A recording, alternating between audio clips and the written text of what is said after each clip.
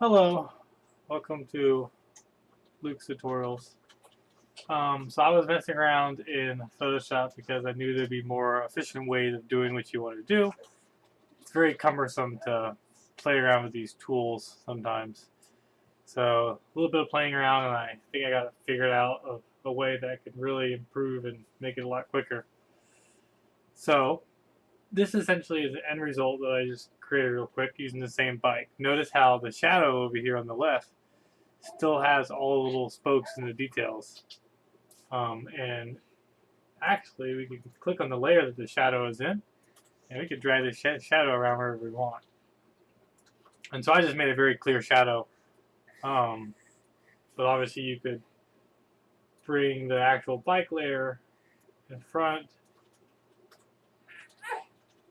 You kind of give yourself a perspective. You could see what you want to do with this the weird shadow layer. So let's see, we can control T it. We can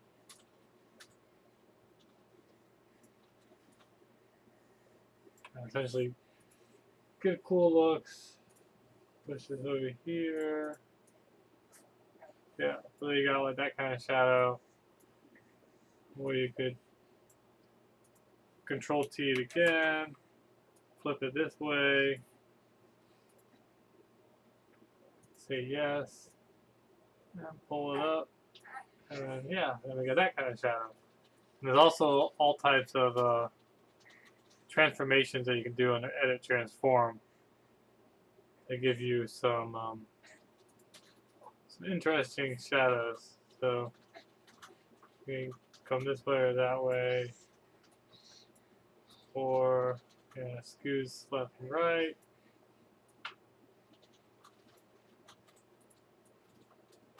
So there's some cool tools that you can do. That's in Edit Transform. But how do you actually obtain the shadow itself? We are going to start with a brand new background. So let me close this group out, make it invisible. So we have this background with the bike. Right click, duplicate layer. Okay. Turn that layer off. I'm going to pull this ahead of all my groups just so we can show it. And then I already created a white layer, which I'll put behind here, but I'll keep hidden for now. Remember, you can create that using the paint bucket tool and make sure you have white on here. And so the cool technique that I want to show you is that using this background, or using the layer blending tool, which you can double click here to get to, but you can also go down to FX down here and click on blending options. The drop shadow is also down in this menu. Just make sure you have the layer selected. So we will go to blending options, and we will use this awesome tool called blend if. So now you can blend if gray, green, red, or blue. You can imagine what that is. So you can get like red flowers or green leaves or blue sky, and gray of course grabs black or white. And so you want to make sure these two boxes are checked. They should be. But essentially, if you grab this tool and you drag it left, stuff disappears. And so you could create some really cool paintings actually doing that. But if you grab this way, then black disappears first. So now you have the outline of a bike. So essentially, for this exercise, instead of going through and using these tools to individually select all the little different pieces, we just pull this over a few notches until, let's see, right about here. So it's a fine balance. If you look up here, if you pull it too much, the handlebar disappears. But if you don't pull it enough, then you have some white background around there.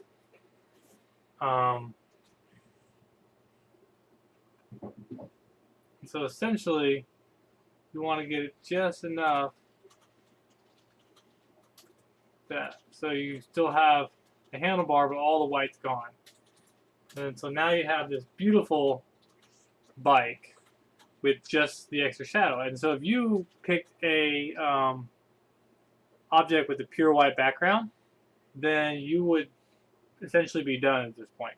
However, even with this, we can go to our magic wand tool and zoom in on these areas and very quickly select things. And so what I did for the magic wand tool is I set the tolerance up here to 70. And so that means we're going to be selecting some intense stuff. Actually, I might even turn it up to 80. And then so we just want to hold down shift and look, it grabs all of that.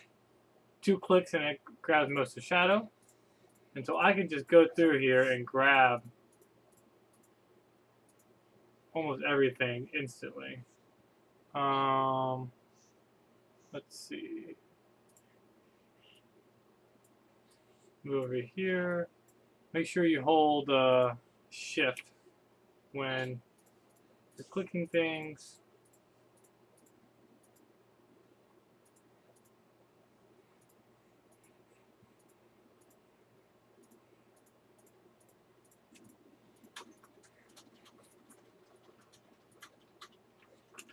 If you really want to get detailed, you can zoom in as much as you want.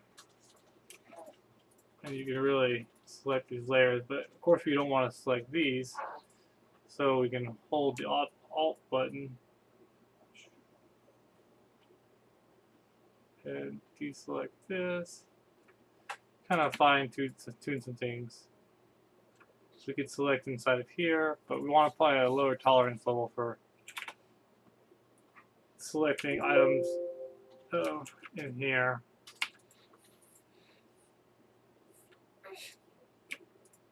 I think that's part of the wheel, actually. You know, we'll avoid that last one. And that one right there. Yeah, control. So, if we zoom out, looks like we got almost all of the shadow. Let's do our classic, click back onto the magic wand, select inverse, copy, layer via copy, take away this one, and boom, we have a perfect little bike with no shadow. And so I'm going to turn the background on. And let's make this background a different color for a second, which we'll use here, just so you can see how it actually blends it. There we go. So the white, you can see there's a little bit of white left over, but well, when you put everything on a white background, you'll be fine. But when you're actually making a shadow, it's good. So if I was to be picky, you know what, I'm going to be picky. I'm going to go into here. This is the only thing I don't like. It's such a big chunk that might cause some problems. So, using my lasso tool, right click, select inverse, layer via copy, boom, it's gone. And so now we have the wonderful bike all cut out, ready for use. And we're not going to worry about that down there. And so these are kind of trash layers. If you hold shift, you can select multiple of them. I'll move out of the way for this exercise. And so essentially now, the problem is let's control T, hold shift while dragging, and that will make the bike smaller. And so now we have a smaller bike, and I will pull the bike up here and show you if we add a drop shadow to it, what happens. So, okay, so we add this drop shadow. Actually, I guess I can pull it back down here. And look, oh man, we got rid of the shadow, but there's still this major problem. So, what do we do? You know, this shadow isn't going to work, but we just had this amazing tool of selecting all these fine details with no problems. Well, fortunately, there's a fix for that too. So let's turn off this background for a second, turn off the shadow, and we're going to drag the bike here to the middle, zoom in a little bit. Okay, so essentially you want to go to the magic wand tool again. You want to click anywhere, and so if you notice, it selected a bunch of stuff. I just left clicked on these little checkerboards. And so what that did is it selected a checkerboard as an object of selection, I guess. Not selected an object up selection. It's funny. Anyway, you go to then you go to select similar, and that's going to select objects that are similar to the selection we just made, which means the checkerboard. So when we do select similar, look, the entire bike is selected because we already blended that layer in and got rid of all the whiteness. And so we right click and do select inverse, right click layer via copy. We can turn this one off because we're done with it. I'll put that in trash layers, and boom, we have a bike. And so what happens when we add the shadow? It is here. And so now, let me pull the bike down so you can see it. So now we have the shadow attached to the bike, and we don't have this really ugly shadow that's kind of this blankness. So, and then let's go ahead and make this background white again. So I'm just gonna paintbrush it, and so now we got a white background, so it makes this bike look much cleaner. And we have the shadow, and then in the drop shadow itself, you can mess with your distance. I think 2500 is kind of fun, but kind of, the spread pulls more details in, so you probably leave that pretty low. That gives you some blurriness, if that's good. The opacity is really good, so you can make it really soft. And this is for a normal blend. And so I would recommend the size as how detailed you want it to be, blurry or not blurry. I'd recommend the distance being how far away you want it to be, and then the opacity for how dark or light you want it to be. And so if you notice, the blend, there's a few extra details in here. So you want it for a bike or for an object such as a bike that's super detailed. You don't want it like too obvious. So we're gonna turn the make it a little blurry. Yeah, do some kind of stuff on there. And then let's see. I think there's different blends will get different effects. Yeah, difference is pretty good. Yeah. So, but essentially what I'm going to show you now is another cool trick. So we're going to move the bike so the shadow is actually visible. And what we need to do is, so we actually, if we just select this and said layer via copy, it won't let us. It says there's no layer here. So we need to duplicate this layer. Click OK. And then we need to rasterize the layer. So rasterize layer style.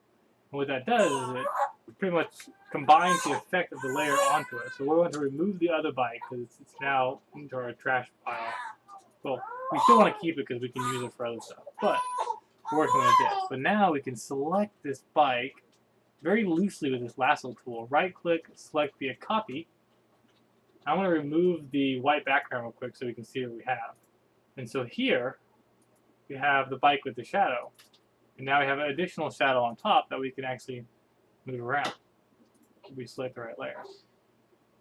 So I'm going to, if you notice this layer still has both shadows on here.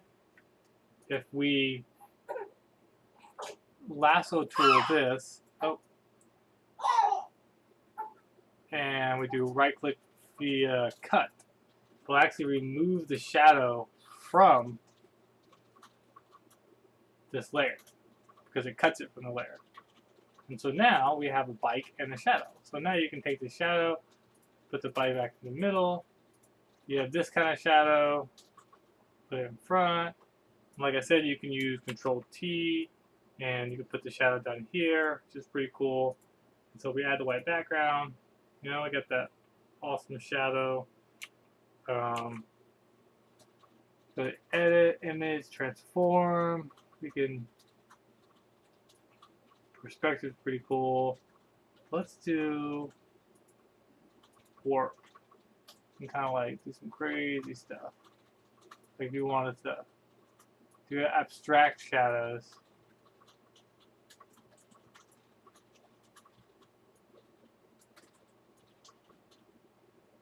There you go. And then you can do really cool abstract shadows to make it look more realistic. We can pull this down, push the shadow over here. We actually need to push it to the left a little more. So we'll do another perspective warp on here. Okay, I don't want this perspective. Blah, blah, blah, blah. We don't want that perspective. Transform, perspective, there we go. So now, there we go.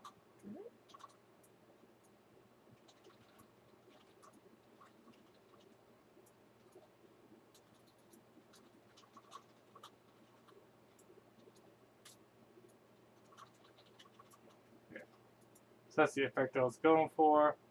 We gotta realign the layers a little bit, pull the bike here, grab the shadow, and pop it in like there. So you can kind of get some really weird shadows going on.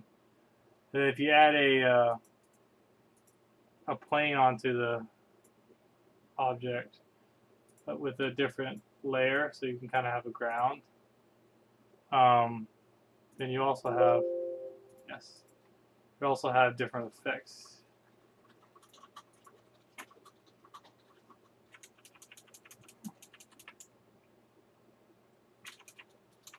So now it kind of looks like the, not as much. Let's see, add another rectangle, very small, that's black. If we switch this, if we, the top layer is the one it chooses. We'll rasterize that shape. There we go. Push it down a little bit. And so now you kind of got this like ground perspective. You could even paint this wall into like bricks and overlay the shadow onto the brick wall. You know, get some really cool stuff going on. Or if you wanted to quickly say, oh look, there's no shadow. Put like put a little kid on a skateboard and have a bike showing up. Or if you wanted to bring the old shadow back, you can, let's see, remove the shadow, go down to this layer, pull it up, and you have the old shadow. You can recopy or let's see, like this. Layer via copy, close it out, and then you have, well, I didn't rasterize the layer, so it's not going to work. But you get my drift. I have to, here, you know what, just for purposes, I have to right click, duplicate, okay, right click, rasterize, so I rasterize it, pull it up here. So now we can copy it. We can copy it, but we want to make sure we don't get the actual bike in. So we're going to cut that corner a little more tightly. Layer via copy. Turn this layer off.